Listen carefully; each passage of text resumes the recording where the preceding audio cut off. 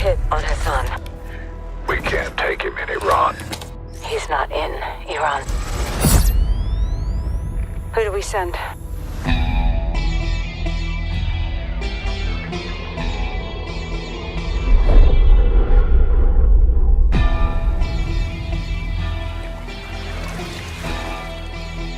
All right, lads, well, we're in position. Bravo team offloads here. Alpha team stays on board to land downrange. This is capture or kill. Ya son más de 10 años metiéndole y todavía sueno como nuevo. Balvin no tiene relevo, me sobra el dinero, el respeto y los huevos.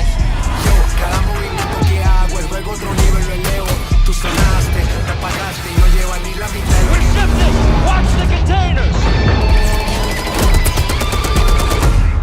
How the hell did Iran get their hands on this? It's either Russia or us. Anywhere I roam.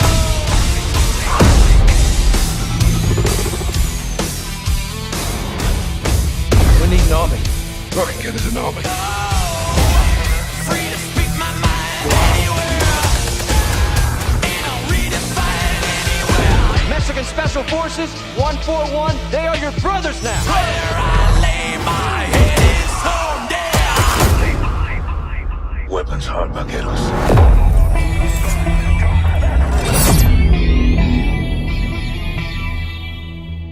Pre-order now and get early access to the open beta.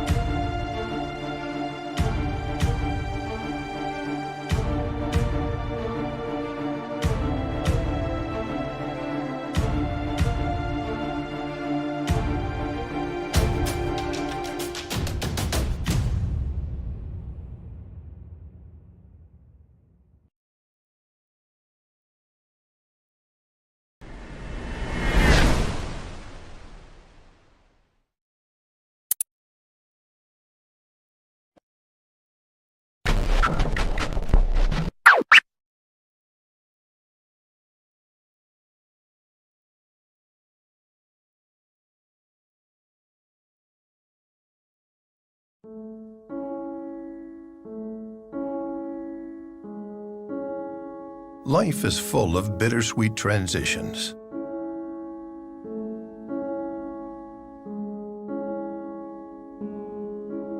It's difficult to know how these changes will impact us over time. They can hit harder than expected and may contribute to feelings of hopelessness. You good, sir? Or even thoughts of suicide.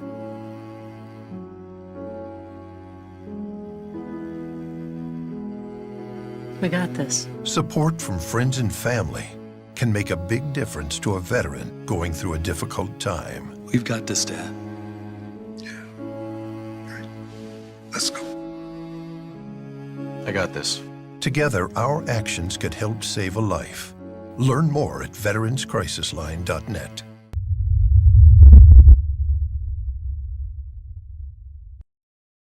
Hello and welcome again to Oscar Mike Radio. My name is Travis. I'm the host. Oscar Mike Radio is part of the Hubazoo Network. You can find out more on hubazoo.com. I want to start off by thanking my sponsors, Joyce Asack of Asack Real Estate, Army National Guard veteran Mark Holmes of Reaper Detailing and Power Washing, and my supporters, Simper Savage Salad Dressing, Bottom Gun Coffee, and Caisson Shaving Company. And we had number 300. We're off to the races already. And I have a special guest on today, all the way from the other side of the U.S., from Spokane, Washington, Army veteran Nick Richardson. Welcome to Oscar Mike Radio. Thank you for having me. Man, it's really great to be here. I really appreciate how you supported the show, what I'm doing, and we finally got the planets and stars to align, and here we are. You have a very interesting story, and you're trying to do some good stuff in the Spokane area. I was just curious if you'd start off and kind of tell us, about your military story and who you are. Well, like a lot of us that serve, I kind of grew up in a broken home, to a certain degree, the wrong side of the tracks, literally and figuratively. We did have train tracks close to my house, but, divorced parents, the normal spiel there, wrestler, football player in high school, and wanted to get away. Grandpa was a military veteran, so the Army is the one that won my interest, and that's what I decided to do. So I jumped ship and went to the Army. He was Navy, so he wasn't thrilled about that originally. How do you take? He didn't take that one well then. No, he wanted me to go in the Navy, but back in '99 when I joined, a lot of branches were downsizing to include the Army, and I was an athlete and I wanted to do something kind of exciting. And at the time, the Navy just wasn't it. It was like either you go in to be a SEAL, a pilot, or a ship commander, in my opinion, or you weren't nothing. So I was like, well, that kind of takes that off the table for me. So what did you do in the Army, Nick? Well, something not as exciting as I thought it would be, coincidentally enough. I got offered a commission. I turned it down because my dad was a truck driver, and I don't know if it's appropriate to say the jokes I made about my mom's job, but she worked at Hostess, so she knew her way around Twinkies and ding dongs. We'll just say it like that. But I was blue collar, so I didn't really see a value in education back then. So I didn't commission. I ended up doing artillery because I tore my knee and couldn't do what I really wanted to do at the time. So you were you're in the Army now, you're not behind, over hill, over dale. Yeah. So, just one thing real quick, because, I knew we called them cannon cockers in the Marine Corps, my MOS, but it's a lot more. People just say, hey, he just loads up some powder in a shell and boom. There's a lot more to it than that though, right? Oh, there's a lot more to it. I mean, it's lifting it for one. I'm 6'1", so I'm almost too tall for artillery, because when you're what we call towed, which are the ones that they get towed by the trucks or dropped in with the choppers, height doesn't matter on those. But when you're inside a Paladin 109 Alpha 6 like I was, when you're above a certain height, you better learn to be a ninja in there, or your Kevlar is getting a lot of chips in it. And yes, mine did get a lot of chips. Those are compact inside, right? And not very comfortable to ride in. No, they're cold in winter and hot in the summer, and then you're sleeping with high explosive rounds when you're in training. So that's probably not the safest thing, especially if you're a smoker, which luckily I wasn't. And 100-pound rounds, shooting 7 to 8 of those a minute, from pulling them off the ready rack, popping the nose plug, putting the fuse on there, timing it, adjusting it, loading, firing, and doing all the fun stuff. How long were you in the Army for, Nick? I got injured my first year in, so after 4 years, along with some poor command things, I just had enough. I was done, so I hung it up, and it was hard. Well, sure. I mean, you spend all that time and effort, and you want to just, okay, you're done. I get it. So you get out. What was the transition like returning to civilian life? It was kind of weird because, back then they didn't have resources like they do now. So when I got out in 2003, I decided to stay on in Germany because my wife's German. So, of course, everyone that does that at first goes to work on post for AFEs, which I won't bash them, but let's just say that was less than desirable. And then I took a DoD contract with Securitas, which is different than the one in the U.S. They actually do higher level training, and I won't say Blackwater level because they're not, but better than the average rent-a-cop. I'll just say that. So I did that for 2 years as an armed guard supervisor.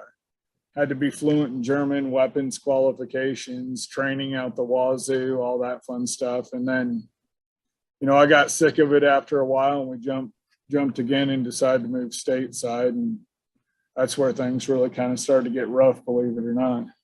Really? Yeah. In what way? Was it just coming back to the U.S.? Because, I know some Germans, I've worked with some, and I know a couple of German veterans, and it's very different from here. Well, it's not just the difference. So like for us, of course, my family that I left to get away from was not any better by the time, 7 years had passed. So I touched ground in Germany, and it was January 3rd of 2000. I didn't come home at all to the US for any reason until May 17th of 2006. I hadn't been home at all. Spent all my time in Europe and overseas. So, the family bond wasn't what we thought it was going to be based on phone calls. And my wife only spoke German. So my mom always thought she was talking trash. So, we were back in the States less than 3 months, and we were homeless. How did you overcome that? Because you have a German wife, no real infrastructure relationship wise to try to get a toehold. Like some of us, get out. I was one of those who didn't have this. Some of our people get out, they have a job waiting for them or some people to contact, and you had none of that. Well, no, it was, like my dad, who, we weren't close back then, but we are now. He said, if you go and get a skill that's going to translate, and, being artillery doesn't really translate unless someone needs you to blow something up, right? And then your basic soldier skills, again, don't really translate to much either, so that was part of the problem. So I knew college was imminent, but again, to apply for VA benefits or college, you have to have an address, and that was a little bit of a challenge. We got on a Greyhound bus with, $700, 2 kids and 6 suitcases, and went back from Kennewick, Washington, where my mom lived, to Spokane, Washington, where I'm from. And we were at the Greyhound bus station and happened to call my uncle, and we knew each other, but we hadn't spent a lot of time together. And he said, "Why don't you come stay with me? You're going to miss an opportunity, use your GI Bill, college fund, go to college." And ended up doing that, went 6 years consecutively, oddly enough, and got the master's and opened some doors. So your uncle, giving you a hand up, helped you get up. Yeah. Yeah. As you're going through the college process, this is because a lot of us, Nick, don't use our GI Bill or use it fully. You did. Did you start getting back into a groove, going to school, having to be there on time, and interacting with professors? What was that like?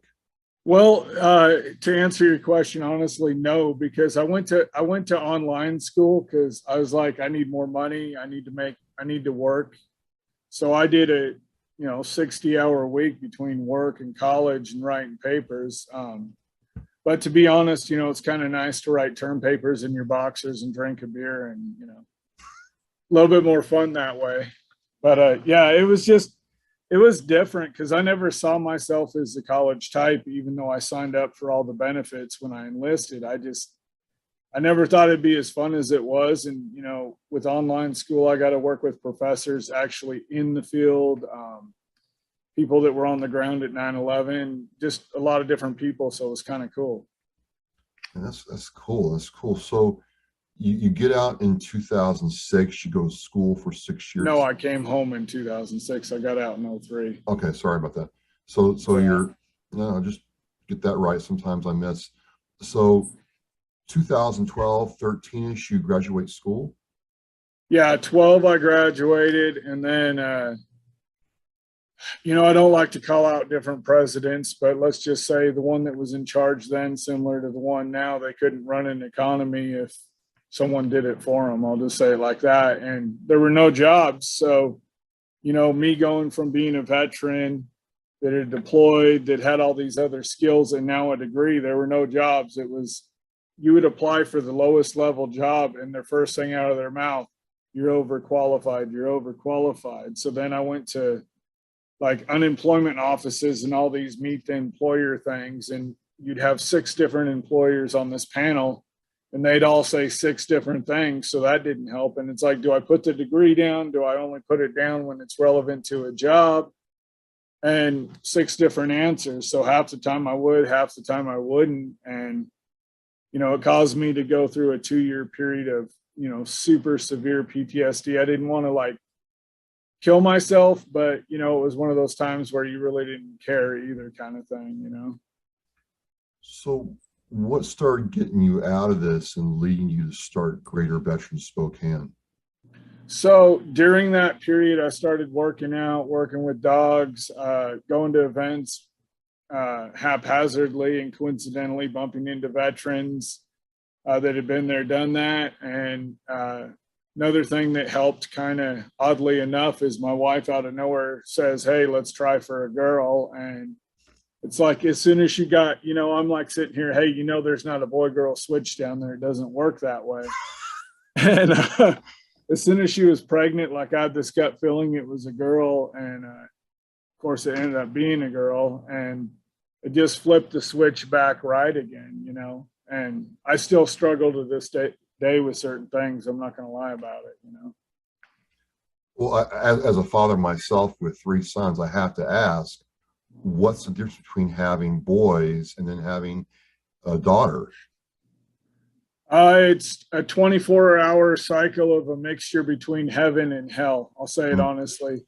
Like, so my brother-in-law had a daughter with my sister, right? And she's this cute little thing, long hair, you know, Native American ancestry. So she's got that perfect complexion and, you know, just a little doll child. And he was like, "Hey man, you know, you give me crap all the time about my daughter getting everything she wants. Just wait till yours is born." I'm like, "Oh no, I'm a big tough Army guy. You're not a vet, blah, blah, blah." Right.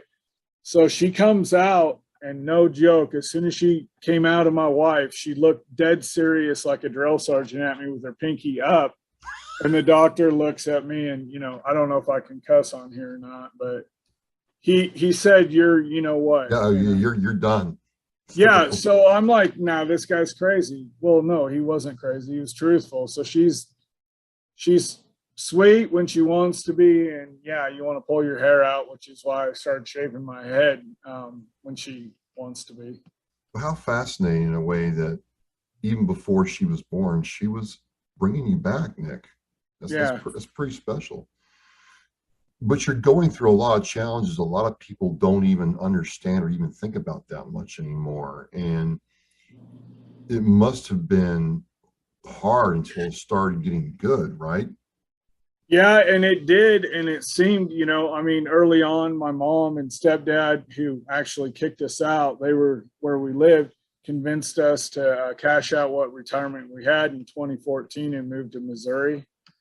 So I did. And, you know, of course, instantly got snapped up by a max security prison to work there. And I'm like, "Oh yeah, this would be a good job. You know, prisons pay well." Well, that one didn't. But anyway, we did that for, you know, about 6 months when our daughter was under a year old, and with tornadoes dancing around us. And we don't have that in Washington. We just have dumb politicians and Californians driving in snow. That's the worst thing we face up here. But you know, we were just like, yeah, we can't do this anymore, man. Seeing trees the size of a house get uprooted like someone was drunk and planted them upside down, I'm like, yeah, this ain't cool. So we, you know, came home and, you know, started working on other things. So one of those other things is Greater Veterans Spokane, and that's what we're talking about. When did that really start seeing your mind as something that you wanted to pursue? So around 2012, when I was going through that super, super dark period, I was like, you know, these would be cool services, because I worked with Spokane County Vet Services and there was nothing like it, right? And then in 2015, I started with TSA, with Homeland Security. And I left a full-time job to go work there, only to find out after I got hired and started, oh yeah, everyone starts off at part-time. So my head was starting to spiral down again. And so I was like, okay, this would be a good time to launch it, because I got this free time, and rather than sit here and dwell on poor me and this sucks, I'm going to go ahead and start Greater Veterans then. And everyone, you know, you're not going to do this. You're not going to do this. And it evolves constantly, you know, what we do.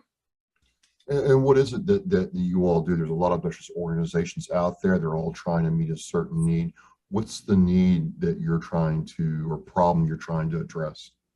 Well, so originally we wanted to build it like a VFW on steroids, right? That's the easiest way to describe it. So we were like, okay, we need a warehouse size center. We want to have a cafe bistro featuring veteran coffees and veteran products, a lounge rec area for families and kids to hang out while mom, dad, or both are getting some kind of service, you know, like have Madden tournaments, ping pong, foosball, all that, a gym, you know, because healthy mind, healthy body concept, a little bit of service dog stuff, an auditorium for like concerts, speaking events, holiday meals, and then also like an internet cafe business area, because social media helps a lot of us, believe it or not. It's not just negative through dark periods. Like I still keep in contact with my best man from my wedding, who I haven't seen in person since I left for Kosovo, because he was going stateside and I was going to Kosovo. So, but we talk and I see him through social media and whatnot. And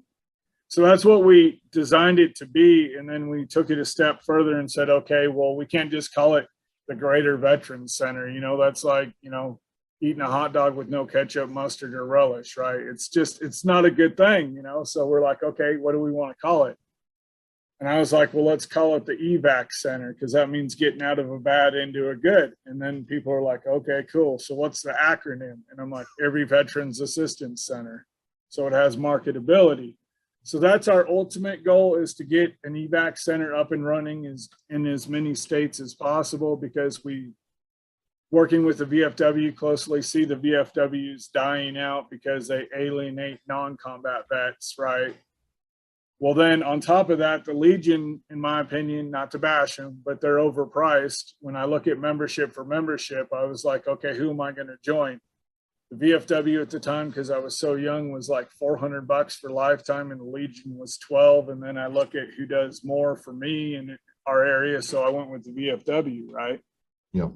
But I mean, both of them are dying because they're making, you know, a fundamental mistake and forgetting about the lady vets, you know. And I said, if you're going to have a bar, you need to follow like a John Tapper from Bar Rescue.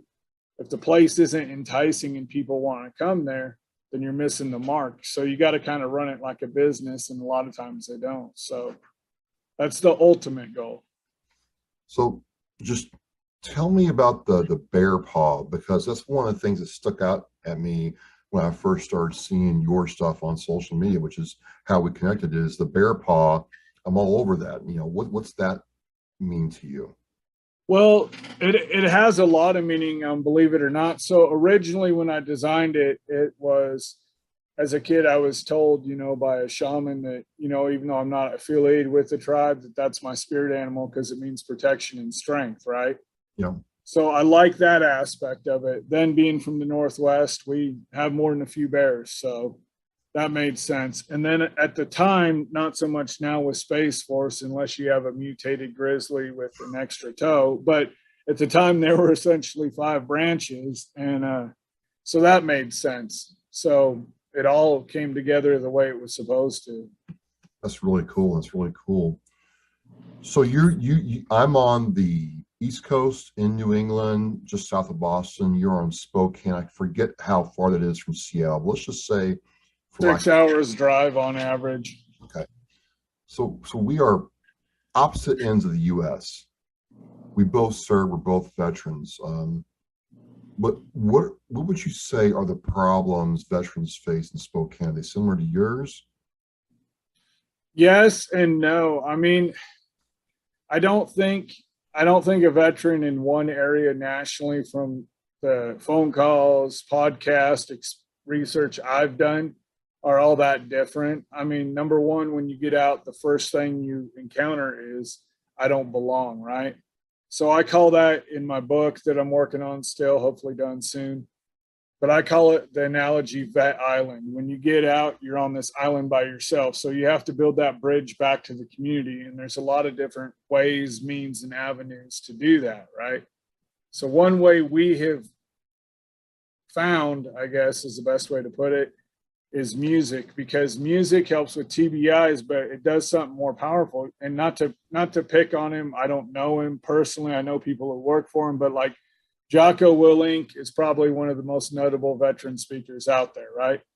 So if you get Jocko, it's going to have a high price tag, but it's also going to have a high yield. So from a business model, it makes sense. But if you put that on the average veteran stage, people will pay to meet him and you'll make money.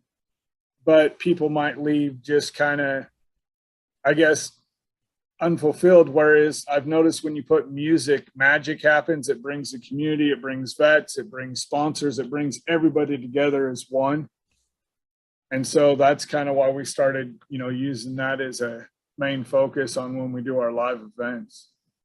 Well, it's really interesting. I've met some veteran artists. Primarily the ones I've met have been out of the Tennessee, Nashville area. And the reason I thought, wow, that's pretty cool because I'm checking out your website, is one of the problems they have right off the bat is a place to play. Yeah. And some of them have, alcohol issues, other things. And they just want to play without that extra stress that it causes them when they're dealing with that. So I thought, wow, that's really cool. I mean, you don't have to be great, but if you want to come hone your craft, you could come and be at the evac center if you wanted to. That's what I got from your website. Yeah. And that's what we want to do. We want to get it up and running. But I will say, even though we have a relatively high veteran per capita ratio, specifically in Eastern Washington, I think there's, from here through Northern Idaho all the way to Western Montana, there's over 50,000 vets that use our local VA. So the vet population's there, but the sponsors aren't, like in a Texas or a Tennessee where they're like, hey, here's $70,000, here's $10,000. To us, a big sponsor's like a couple grand. Like that's like, oh my God, are you kidding me? That's lotto money to us, because up here it's, no matter how consistent you are, how much road work, bridge building you do, it's tough to get a consistent donor to get the center going. And then, there's developers that own several buildings and they don't want to donate for crap. I mean, they're just, what's in it for me? Look at me, what's in it for me? And it's like, we've thought about moving to other areas, but we're fighters, so we want to stay here and fight for now. You bring up something that's really a lot more common than people know, is you have these large areas and small areas with a lot of veterans in it. Like 50,000 veterans in your area is not insignificant, but either getting them to pull together to support something or getting support for them seems really challenging. Do you have any idea why that is? Well, I think I can't speak for Tennessee or Texas or any other state's vet community, but there's a lot of competition for the same dollar, not just with vet nonprofits, but other ones. There's divisiveness. Like, I won't go into details, but there's a nonprofit. They moved here from California, right? Which anyone from the Northwest, that alone says enough. But they have some questionable business practices, and they've tried to slander my name and do some other stuff, but then they try and follow my footprint in terms of what I do, right? So you got people like that, then you have competition. Then we're not one of the nonprofits that, like, everyone, when they hear nonprofit, they want you to be like McDonald's, over 1 million served, right? Well, we do a lot of stuff outside our main mission that we don't always advertise, because we're not about, hey, look at us, look at us. I mean, I'm very truthful, as you've seen on my social media. I say it like it is about almost everything. Whether I'm right or wrong doesn't matter. Those are, again, I have to always differentiate whether that's my opinion or the opinion of greater veterans. But we do, like last week, a friend of ours requested that we go visit her uncle, who's a Vietnam vet who fell and broke his hip. She had COVID, and then his daughter, who's his caregiver, is going through cancer treatment. So she's like, hey, can you go give him a care package and go visit him? We're like, yeah, why not? So we did, right? And that cost the nonprofit $40 is what our total cost on that was. So obviously we're not going to sit here and nickel and dime ourselves to death and do 1 million of these. But when we get special requests, even if it's outside the mission, we, take a quick vote, senior leadership on the board, and we decide to do it or not do it. We've done cancer fundraisers, which again are something we don't like to do and we don't typically do because unfortunately, due to, you know, the munitions and every other thing they put us through when we deploy or get stationed somewhere, there's a million vets out there with cancer. So how do you tell one they're more important than another, right? So we don't do those a lot, but we, you know, locally, if it's someone we personally know and we're asked, we try to accommodate any way we can. It just seems that way in my part of the world. There's more nonprofits being created every day. The competition for the dollar is fierce. It's dog eat dog.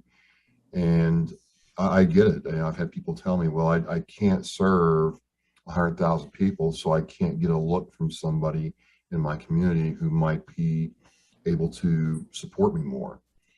But be that as it may, you're on the ground now. Do you see any progress overall from when you and I served with services available to now? I would say, yeah. I mean, the thing is people are going to reach out to you when they're coming up, or even if they're big, to see if you do something they don't. So it's kind of like a Swiss Army knife or a fishing net, right? There's not going to be a one size fits all, but there's going to be a one size fits most. So like I've reached out to bigger nonprofits, and I didn't tell them I was going to mention them, but I don't know if you've heard of vets. So Marcus and Amber Capone. Marcus is a retired Navy SEAL. They're doing good work with psychedelics in relation to PTSD, and they're going through legislatures in different states trying to get it approved. And I won't say his name on here, but I will say he is a former operator. And I seen him on a regular basis at my old job. So I seen one time he came through and I was like, hey, dude, what's up with your eyes, man? You seem happy. Did you win the lotto or what's going on? You get a new gun, what's going on? And he told me about the program. And then Sean Ryan had him on the show right after that. And I seen the change in him. So I sent him a message and inquired, and I had a great conversation with Amber about what they're doing. And what's the program's name again? It's called Vets.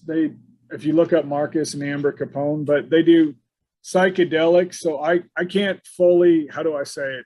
I can't explain it on a technical or medical level because that's just not my wheelhouse, but it's pretty interesting. So that's one group I've talked to. You know, Asal Ravandi with AUSA, they do that, the Vetty Awards in DC. They do a lot of good things and, you know, work outside our wheelhouse. So there's all these nonprofits always forming and different things, and you might not necessarily get along with everybody, but it's always good to inform yourself what's out there. That way, if you get a vet coming in that you can't help, you know who to send them to, because ultimately we're supposed to be a team. So how can people help what you're doing? You know, honestly, how do I say it? Like I get asked, you know, from donors, what's a magic number for you? And I said, more is better, but I never tell someone how much to write a check for, right? If we have sponsorship packets, then that lays it out, right? What they get, what they're paying for. But I mean, in terms of help, spread the message, share shows I've been on, ask me questions, call me, whatever you want to do. I mean, I do a lot other than what's posted on the website, not because, you know, I feel like I have to, but because I want to, because if someone reaches out to you, you might be their last line before, you know, what happens. And absolutely.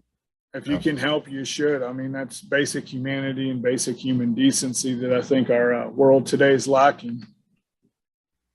Well, it just gets me that no matter where the person is in this country or even overseas, a lot of the things are the same. You know, it's Maslow's hierarchy. I'll just put it like that. You know, getting a shelter and place to live that's stable, gaining access to, you know, cares and service that you need, job, being able to take care of your family, then things start working themselves out. Well, not really, but you know what I mean. You have to work toward it if you have those things in mind.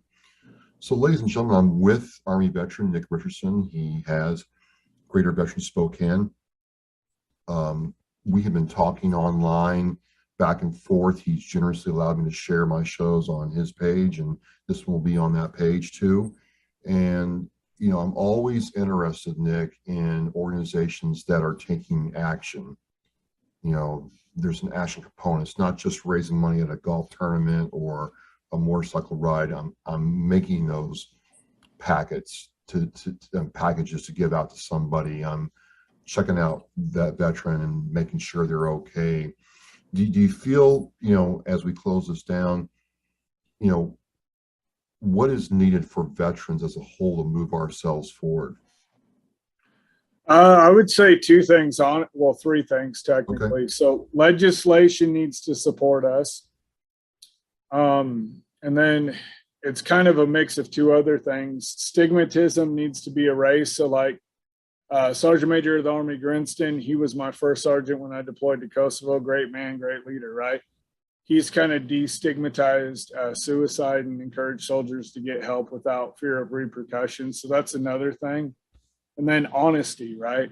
I mean, everyone wants to be some kind of social media influencer, and you and I both know there's goods and bads in it. But I don't know. I just think if you're a big name, why not use your name for good instead of, you know, ego, right? And so it's always tough on a nonprofit level identifying the difference between the two, right? Like some people want to use you as a stepping stone. Some people have a big ego and just want you to hire them for an event. And then other people are genuine, like, hey, dude, how can I help? You know, and sometimes you got to get stabbed in the back. And, you know, in 7 years of doing this, my back's pretty scarred, but I'm going to keep going forward. You know, I mean, it's just the right thing to do. That's as simple as it gets. Well, hey, brother, you know, I've been watching you for a while. You've been watching me. I am certainly here to help however I can, far away or up close. We'll see. I've never been to Washington before. It'd be a good excuse to get out there and see that part of the country. And I know how to drive in snow. That's a bonus part too. Good. You'll need it if you come up in that time of year. Good. Well, again, I'm Traps with Oscar Mike Radio. I'm with Nick Richardson from Great Veterans Spokane. I will have, Nick, the website link to your organization in the show post. And check it out, ladies and gentlemen. It's a really cool concept, and I want you to embrace this. And if you're in the Washington area, go and check it out. I want to thank you for joining me and watching Oscar Mike Radio. Now go to OscarMikeRadio.com and click Shop to check out all the cool merchandise from Authentically American. All proceeds go to veteran service organizations. We are Mission in Flight.